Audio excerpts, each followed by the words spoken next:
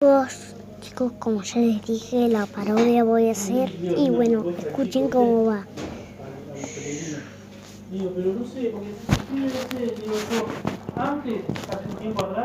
Peppa Pig es la roja, pero nunca va a parar. Para como loca. Antes era más simpático, más dado, como más humilde. Y ahora está agrandado, me dice. Digo, no estoy hablando mal de eso, más Mi padre, escuche la parodia. Peppa Pig es la mala, pero nunca va a ser mala. Nunca es mala, pero Pig es mala. Pero todos saben que nunca parodia. La parodia es, la odian todos. Y la parodia pasa. Y Minecraft lo van a odiar. Pero el Minecraft es aburrido, pero aburrimiento nunca va a ser por Minecraft. El Minecraft es como la pistola de Minecraft.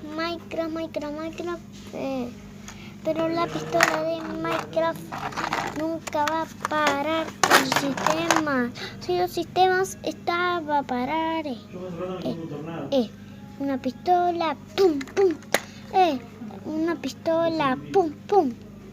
Una pistola, pero cuando el pico este y la espada de oro, pero el esqueleto va a luchar con los monstruos, pero el cerdito nunca se rinde de hacer las cosas, gusta su raqueta, todo. Peppa es aburrida, siempre quiere saber sus cosas, pero nunca va a parar si nunca el rap, la parodia, y nunca va a terminar. Chao. Bueno chicos, espero que les guste la parodia, así que chao, los vemos. Esa fue la parodia, así que chao. Escuchen esto.